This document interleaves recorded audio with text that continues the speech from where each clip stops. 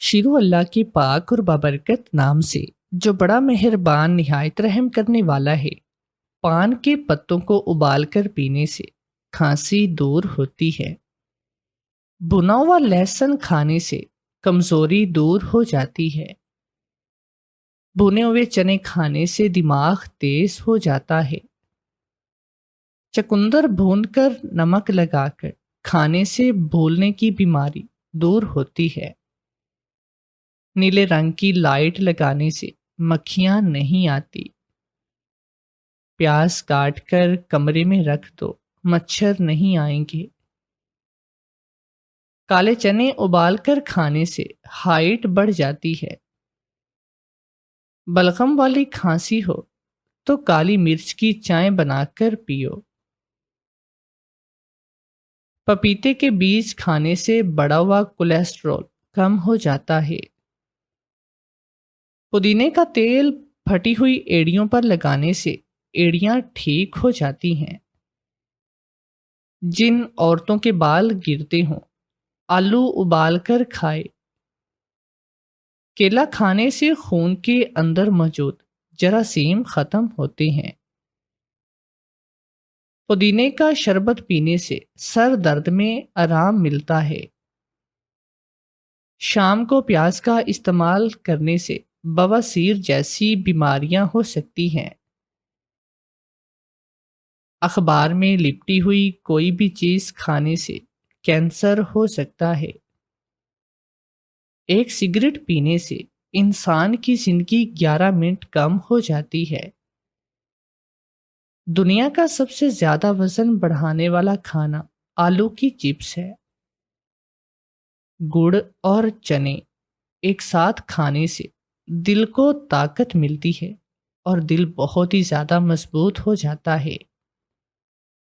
اگر ہاتھ اور پاؤں میں درد رہتا ہو تو رات کے کھانے کے بعد لونگ لازمی چبایا کرو، انشاءاللہ درد ختم ہو جائے گا۔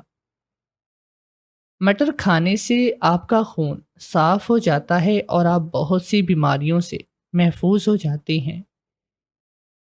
چاکلیٹ کھانے سے کتے کی موت ہو سکتی ہے۔ کھانے کے ساتھ کچے لہسن کا استعمال وزن بہت ہی زیادہ کم کر دیتا ہے۔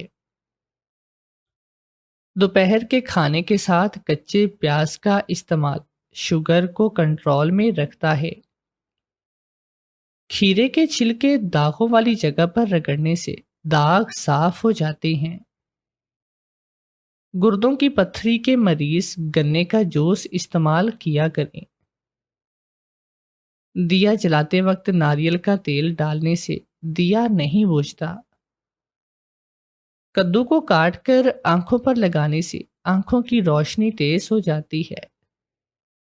سر میں درد ہو تو پانی کی پٹی بھگو کر سر پر رکھنے سے آپ کا درد ختم ہو جاتا ہے۔ جن کی نظر کمزور ہو آڑو کھایا کریں۔ گلے میں خراش رہتی ہو تو چاکلیٹ پگھلا کر کھاؤ۔ میں صبح اٹھی تو باجی نے مجھے فون کر دیا۔ میری شادی شدہ باجی جن کی ساس بہت ہی زیادہ ظالم تھی، مجھے ہمیشہ ان کی فکر لگی رہتی کہ کہیں ان پر کوئی ایسا ظلم نہ ہو جائے جس کا مداوع ہم نہ کر سکیں۔ اس لیے بس میرے دل میں ایک دھڑکا سا لگا رہتا، اور اب جب کہ وہ ماں بننے والی تھی تو میرا دل اور زیادہ پریشان تھا۔ ان کی طرف سے میں بہت ہی فکر مند رہتی تھی۔ میں نے جیسے ہی آپی کا فون اٹھایا تو وہ رونے لگی۔ ان کا رونا سن کر میرا تو دل بیٹھنے لگا۔ کیا ہوا ہے آپی؟ آپ کو اتنی پریشانی کس بات کی ہے؟ میں نے ان سے سوال کیا تو کہنے لگی، میری ساس نے گھر میں طوفان مچا رکھا ہے، کہہ رہی ہے اگر تم نے بیٹی پیدا کر دی تو میں تمہارے ساتھ وہ کروں گی کہ کبھی کسی ساس نے اپنی بہو کے ساتھ نہ کیا ہوگا۔ میری ساس بہت ظالم ہے۔ جلدی سے میرے گھر آ جاؤ، مجھے ڈر لگ رہا ہے کہیں وہ میری جان ہی نہ لے لے۔ میں اپنی آپی کی باتیں سن کر ڈر چکی تھی۔ مجھے سمجھ میں نہیں آتی تھی کہ میں وہاں جا کر کیا کروں گی، کیسے اپنی بڑی بہن کو بچاؤں گی۔ میں تو خود کم عمر سی تھی، میرے اپنے بس میں کچھ نہیں تھا، لیکن انسان کا سہارا اور باتیں ہی کافی ہوتی ہیں۔ یہی سوچ کر میں اپنی بہن کے گھر چلی گئی۔ میری بہن صبح سے ہی تکلیف میں تھی۔ میں ان کے گھر گئی تو مجھے دیکھ کر ان کی جان میں جیسے جان آئی۔ میں نے ان کے شوہر کے بارے میں پوچھا، منصور بھائی کہاں ہیں آپی؟ آپی نے بتایا کہ منصور بھائی آج کل اس کی بات نہیں سنتے اور وہ کافی پریشان رہتی ہے، لیکن اصل مسئلہ تو یہ تھا کہ آپی کے ہاں بیٹا پیدا ہوگا یا بیٹی، کیونکہ ان کی ساس نے صاف کہہ دیا اگر بیٹی پیدا ہوئی تو وہ آپی کو گھر سے نکال دیں گی۔ یہ صدمہ ہمارے لیے کسی زندگی موت کے فیصلے سے کم نہیں تھا، لیکن ہم کیا کر سکتے تھے؟ ہم بہنیں یتیم ہو چکی تھی، سفائے سسرالیوں کی باتیں ماننے کے میری آپی کے پاس اور کوئی چارہ بھی تھا نہیں۔ میں نے انہیں تسلی دی، کیا پتا آپ کا بیٹا پیدا ہو جائے۔ میری بات سن کر وہ رونے لگی، نہیں نہیں مدھو، مجھے پورا یقین ہے کہ میرے ہاں بیٹی پیدا ہوگی، لیکن اس کے بعد کیا ہوگا؟ میں کہاں جاؤں گی؟ نصیبوں کی جلی، پتہ نہیں میرے ساتھ کیا ہوگا۔ یہ زمانہ بہت ظالم ہے۔ اپنی آپی کی فریاد سن کر میرا دل پریشان تو ہوا تھا، لیکن میں نے سوچ لیا تھا کہ میں ان سے ایسی کوئی پریشانی والی بات نہیں کروں گی، ان کی ہمت بڑھاؤں گی۔ میں ان سے مختلف باتیں کرنے لگی۔ ان کی ولادت کا وقت قریب آ رہا تھا۔ میری آپی کی ساس نے انہیں ہسپتال جانے سے صاف منع کر دیا تھا اور صاف کہہ دیا تھا کہ بچے ہم نے بھی پیدا کیے ہیں، اس لیے میری بہو ہسپتال نہیں جائے گی، گھر پہ دائی کا بندوبست ہو جائے گا۔ کچھ ہی دیر کے بعد جمیلہ دائی گھر کے باہر موجود تھی۔ اس نے جلدی سے آ کر آپی کے لیے تیاریاں کرنا شروع کی۔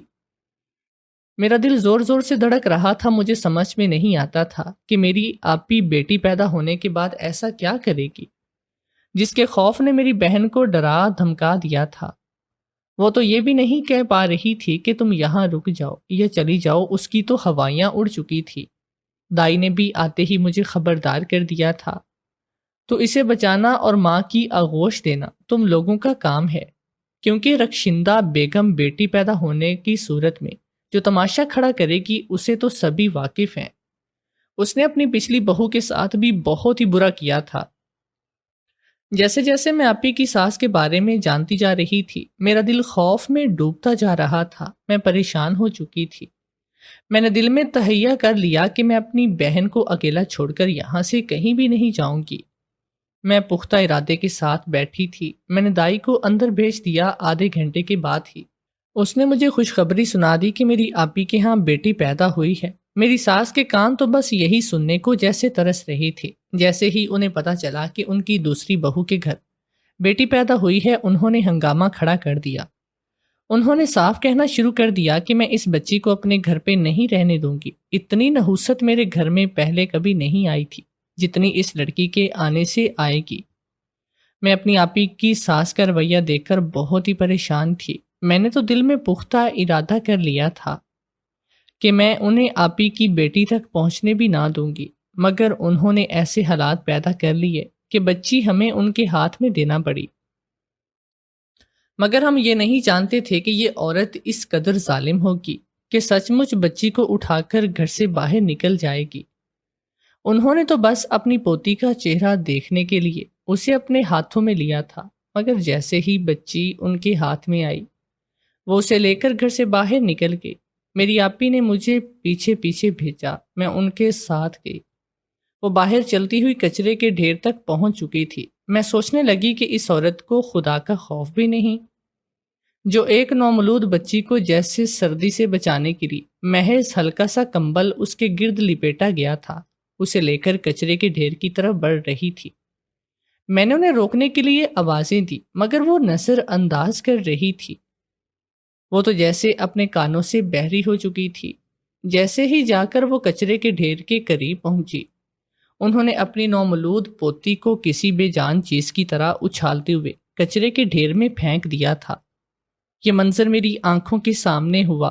ایک بڑا ہی دل خراش منظر تھا جسے میں جتنا بھی بھلانا چاہوں اپنے ذہن سے مٹا نہیں پاتی۔ خدا کا خوف کرے رخشندہ بیگم، یہ آپ نے کیا کیا؟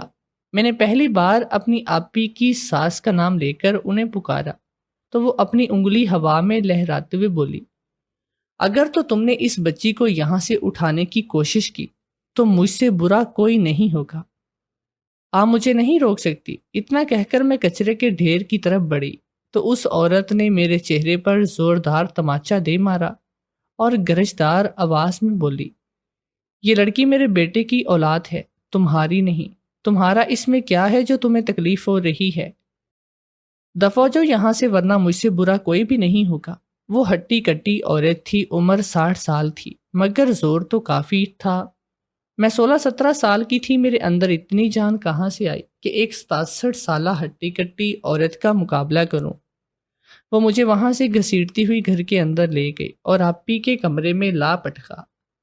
آپی رو رہی تھی، میری بچی کہاں چھوڑی ہے؟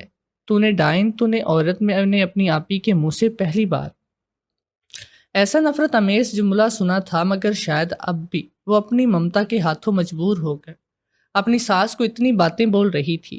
آپی کی ساس نے صاف انکار کر دیا کہ وہ کسی صورت بھی اسے اس کی بیٹی تک پہنچنے نہیں دوں گی۔ ظاہر ہے ان کی حالت ایسی تھی کہ وہ اٹھ کر اپنی ساس سے مقابلہ بھی نہیں کر سکتی تھی۔ وہ اپنی صحت کی بہت ہی نازک مرحلے سے گزر رہی تھی۔ وہ اپنی ساس کا مقابلہ اس وقت تو نہیں کر سکتی، مگر مجھے اپنی آپی کا احساس تھا۔ میں نے انہیں کہہ دیا کہ میں جا کر آپ کی بچی کی حفاظت کروں گی، اسے اپنے گھر لے کر جاؤں گی، آپ کو پریشان ہونے کی ضرورت نہیں ہے، اتنا بچوں کو سنبھالنا تو مجھے بھی آتا ہے۔ ابھی میرے منہ سے یہ بات نکلی ہی تھی کہ آپی کی ساس مجھ پر گرجنے لگی، اگر کسی نے بھی اس بچی کو کچرے کے ڈھیر سے اٹھایا تو مجھ سے برا کوئی نہیں ہوگا۔ میں تمہاری بہن کو طلاق دلوا دوں گا، تمہاری بہن ہمیشہ کے لیے بے گھر ہو جائے گی، تم لوگوں کی معاشرے میں کوئی اوقات نہیں رہے گی۔ رخشندہ بیگم اپنے منہ سے زہر نکالے جا رہی تھی۔ میری بہن رو رہی تھی، خدا کے لیے ایسا مت کریں، وہ میری اولاد ہے، میں اسے کچرے کے ڈھیر پر نہیں پھینک سکتی۔ میری بہن رو رہی تھی، مگر رخشندہ بیگم کو اس چیز سے کوئی فرق نہیں پڑتا۔ انہیں تو بس اس بات سے غرض تھی کہ کسی طرح سے ان کے گھر بس ایک بیٹا پیدا ہو جائے۔ بیٹی کی انہیں کوئی ضرورت نہ تھی، مگر اس وقت جو وہ کر رہی تھی وہ ایک غیر انسانی سلوک تھا۔ میں نے آپی کی اولاد سے کہہ دیا کہ ہم آپ کی کوئی بات نہیں مانیں گے، مگر میری آپی مجبور ہو گئی، وہ طلاق بھی تو نہیں چاہتی تھی۔ کہنے لگی کہ میں اپنا معاملہ اللہ پر چھوڑوں گی، مدیحہ تم یہاں سے چلی جاؤ، اگر میرے شوہر نے مجھے طلاق دے دی تو میں واقعی میں کہیں نہیں رہوں گی، میں اس کے بغیر نہیں رہ سکتی۔ باقی میں ہر چیز برداشت کر سکتی ہوں، اپنی اولاد کی دوری اور جدائی بھی، لیکن میری اولاد کے ساتھ میرے اللہ ہے، تم اس بات کی فکر نہ کرو۔ میں آپی کی بات سن کر چڑ گئی۔ یہ تم کیسی باتیں کر رہی ہو؟ اپنی بیٹی کو کچرے کے ڈھیر پر پھینک کر تم کیا کرو گی؟ تمہیں خود احساس نہیں ہے؟ کیا تم ابھی ایک ماں بن چکی ہو؟ بیوی سے پہلے تم ایک ماں ہو۔ میری بات سننا تھی کہ آپی کی آنکھوں میں مزید آنسو آئے۔ میں سمجھتی ہوں، لیکن اگر میرے شوہر نے مجھے طلاق دے دی تو میری بیٹی کو اپنا نام بھی کوئی نہیں دے گا۔ میں تو اپنی بیٹی سے محبت کرتی ہوں، مگر زمانہ اسے قبول نہیں کرے گا۔ آپی کی آنکھوں میں آنسو تھے، اتنے کہ میں ان کا شوہر بھی گھر کے اندر داخل ہو گیا۔ مجھے حذیفہ بھائی سے امید تھی کہ وہ ضرور اپنی بیوی کا ساتھ دیں گے۔ طلاق والا معاملہ ان کی ماں نے ان سے پوچھے بغیر ہی بول دیا تھا، مگر مجھے اس وقت حیرت اور مایوسی ہوئی تھی جب حذیفہ بھائی نے اندر داخل ہوتے ہی اپنی ماں کی باتوں کی تائید کی اور کہنے لگے کہ میری اماں ٹھیک کہہ رہی ہیں، اگر تم نے اس کچرے کی ڈھیری سے اپنی بیٹی کو اٹھایا تو میں تمہیں طلاق دے دوں گا، اور اگر تمہاری بہن نے بھی اٹھایا تو میرا فیصلہ نہیں بدلے گا۔ میں اپنے بہنوئی حذیفہ بھائی کی باتیں سن کر بہت حیران تھی، مگر اس وقت میں حذیفہ بھائی سے کوئی بحث بھی تو نہیں کر سکتی تھی۔ میں نے ان سے کہہ دیا کہ اللہ آپ کے ساتھ بہتری کا معاملہ نہیں کرے گا، آپ اپنی بیوی اور بچی کی حفاظت بھی نہیں کر سکتے۔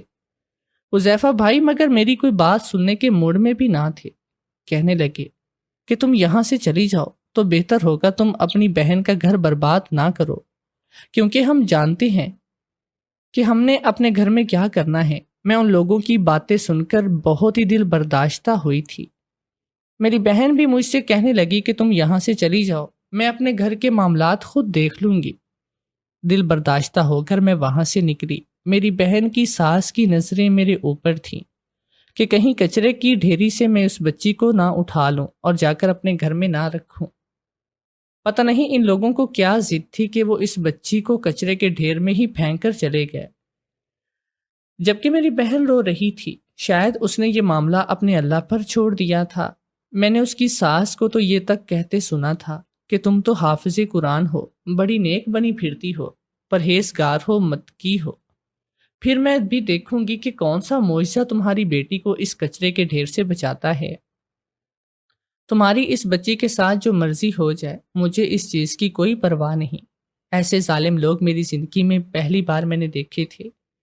جب میں گھر آئی تو مجھے نیند نہیں آ رہی تھی۔ میرا چھوٹا بھائی بھی بہت ہی پریشان تھا۔ امی ابو کے جانے کے بعد ہم بہت ہی بے سہارا ہو چکے تھے۔ ہمارے لیے زندگی گزارنا بہت ہی مشکل تھا۔ آپی کا بوجھ تو ہم برداشت نہیں کر سکتے تھے۔ بس میں اور وہ دونوں ہی مل کر اپنی بہن کے لیے دعا کرنے لگے۔ کافی دیر گزر گئی تھی، ظہر کا وقت ہوا تو ہم لوگ باہر کھانا کھانے کے لیے نکل گئے۔ ہم نے مانگ تانگ کر لنگر ہی سے کھانا کھانا ہوتا۔ کھا پی کر ہم گھر واپس پہنچے تو تھکے ہارے ہوتے۔ بڑی مشکل سے بھوک میں نیند آتی تھی، مگر آج تو اپنی بہن کا غم بھی ستا رہا تھا۔ مجھ سے نہیں رہا جا رہا تھا میں اپنے گھر میں بیٹھوں یا سکون سے کچھ کھا پی سکوں یا نیند پوری کر سکوں۔ میں نے اپنے بھائی سے کہا، کیوں نہ ہم آپی سے ملنے چلیں، جا کر دیکھیں کہ اس کی بیٹی کہاں ہے۔ اگر ابھی تک کچرے کے ڈھیر پر پڑی ہے تو ہم اسے اٹھا کر اپنے گھر لے آئیں گے۔ بھائی کہنے لگا، وہ کہاں بچی ہوگی؟ چھوٹی سی بچی نومولود، جسے ماں کی محبت اور جسم کی گرمی چاہیے ہوتی ہے، وہ بچی کچرے کے ڈھیر پر پڑی پڑی کیسے رہ سکتی ہے؟ وہ تو ابھی تک اس دنیا سے جا چکی ہوگی۔ اللہ نے اس کی ننھی روح کو اپنے پاس بلا لیا ہوگا۔ میرا دل بھی یہی کہہ رہا تھا کہ میں پریشان تو تھی، مگر اپنے بھائی کو یہ بات جتانا نہیں چاہتی کہ میرے دل میں کوئی غم ہے۔ میں اور میرا بھائی دونوں ہی اپنے گھر سے نکلے۔ ہمارا رخ اپنی بڑی بہن کے گھر کی طرف تھا۔ میرے ذہن میں تھا کہ میں سب سے پہلے کچرے کی ڈھیری کو دیکھوں گی، اس میں اپنی بھانجی کو تلاش کروں گی۔ مگر جیسے ہی ہم لوگ وہاں پہنچے، ان کے گھر کے باہر موجود کچرے کی ڈھیری پر نظر پڑتے ہی میرے اور میرے بھائی کے قدموں تلے سے زمین نکل گئی۔ مارے حیرت کی آنکھیں پھٹی کی پھٹی رہ گئی، کیونکہ جب میں یہاں سے گئی تھی تب اس ڈھیری پر میری بہن کی بچی پڑی ہوئی تھی، مگر اب جو وہ منظر دیکھ رہی تھی وہ ناقابل یقین تھا۔ میری بہن کی ساس کچرے کی ڈھیری پر تھی، مگر وہ بے ہوش یا پھر مردہ نہ تھی۔ ہوش و حواس میں کچرے کی ڈھیری کے اندر یوں بیٹھی تھی جیسے یہ کوئی مخملی سا بستر ہو، اور وہ اس کچرے کی ڈھیری پر بڑے آرام اور سکون سے بیٹھی ہوئی تھی۔ ان کے چہرے پر تکلیف کے آثار تو تھے، مگر وہ پرسکون لگ رہی تھی۔ کچرے کی ڈھیری سے اٹھتی بدبو بھی شاید ان کے ذہن پر اثر نہیں کر رہی تھی۔ یہ منظر دیکھ کر میں اور میرا بھائی دونوں حیران تھے۔ ہم ایک دوسرے کی طرف دیکھنے لگے۔ یہ کیا ہو گیا ہے آپی؟ کیا رخشندہ بیگم کچرے کی ڈھیری پر بیٹھ کر اپنی پوتی کو ڈھونڈ رہی ہے؟ اس نے سوال کیا۔ مجھے نہیں لگتا کہ وہ اپنی پوتی کو ڈھونڈ رہی ہے، وہ تو یہاں خود بیٹھی ہے، ہاتھ پاؤں بھی نہیں ہلا رہی۔ میں نے قریب جا کر دیکھا تو رخشندہ بیگم واقعی میں کچرے کی ڈھیری پر یوں بیٹھی تھی جیسے وہ مخملی بستر پر بیٹھتی ہو۔ یہ سارا منظر دیکھنے کے بعد میں اور میرا بھائی چپکے سے اپنی بہن کے گھر میں داخل ہو گئے۔ حذیفہ بھائی کہیں نظر نہیں آ رہے تھے، مگر ہم لوگ اپنی بہن کے پاس چلے گئے۔ ہم نے دیکھا تو اس کی گود میں اس کی بچی کھیل رہی تھی۔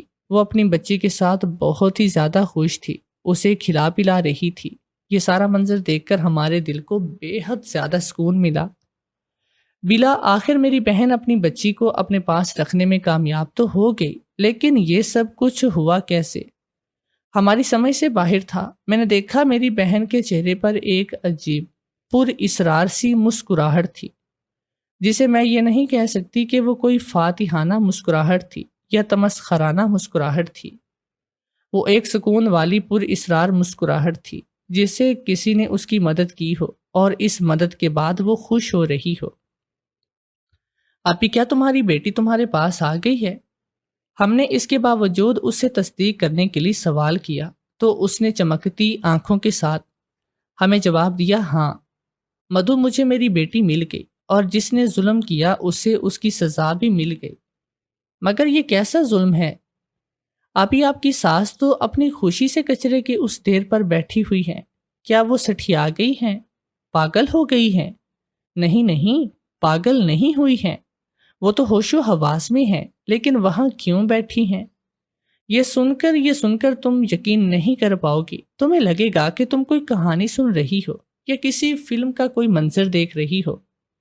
ایسا کیا ہوا ہے آپ ہی مجھے بھی تفصیل میں بتاؤ، میں چاہتی ہوں میرا بھی ایمان مضبوط ہو جائے۔ اور بھائی دونوں آپی کے گھٹنے پکڑ کر ان کے ساتھ ہی بیٹھ گئے۔ ہم دونوں ان سے کافی چھوٹے تھے، بڑوں سے یوں بھی سیکھنے کو بہت ہی کچھ ملتا ہے۔ تبھی آپی نے ہمیں جو بات بتائی اس نے تو ہمارے رونگٹے کھڑے کر دیے، ہمیں حیران و پریشان کر دیا۔ بات کچھ بھی نہیں تھی مدھو، بات تو اللہ پر بھروسہ کرنے کی ہے۔ یاد ہے جب کل تم یہاں سے گئی تھی تو کتنی اداس تھی، تم تو رو رہی تھی، لیکن میں نے اللہ سے دعا کی کہ میرا رب میرے ساتھ ہے تو مجھے کوئی غم نہیں۔ میں مطمئن تھی، اس لیے میں نے اپنی بچی کو کچرے سے اٹھانے کی کوشش کی، کیونکہ میری ساس نے جو بات کی تھی وہ بات میرے ایمان کے مطابق تھی کہ میں دیکھوں گی کہ تمہارا رب کیا معجزہ کرتا ہے۔ پھر میرے رب نے اپنا معجزہ دکھایا۔ تمہارے جانے کے بعد 2-2.5 گھنٹے کے بعد ہی میری ساس کے کمرے سے چیخوں کی آوازیں آنے لگی۔ یہ آواز سن کر ان کا بیٹا بھی حیران ہوا اور میں بھی۔ ہم دونوں اس قدر پریشان ہو گئے تھے کہ ہمیں کچھ سمجھ میں بھی نہیں آیا۔ حذیفہ بھی اپنے ماں سے دل میں ناراض تو تھے، مگر وہ اظہار نہیں کر پا رہی تھی، کیونکہ وہ اپنی ماں سے محبت بھی کرتے تھے اور وہ ڈرتے بھی تھے۔ ہم لوگ ان کے کمرے تک بامشکل گئے، مگر جو منظر ہم نے دیکھا اس نے تو ہمیں بھی ڈرایا تھا۔ میری ساس کے کمرے میں لاتعداد کیڑے اور مکوڑے اور بچھو گھس آئے تھے، جیسے ان کا پیچھا کر رہی ہوں۔ جب ہم نے یہ منظر دیکھا تو ہماری سمجھ سے باہر تھا، ہم لوگ پریشان ہو چکے تھے۔ پھر میری ساس ان سے پیچھا چھڑانے کے لیے بھاگنے لگی۔ وہ یوں بھاگتے بھاگتے باہر آ گئے، کیڑے بچھو سب ان کے پیچھے ہی تھے۔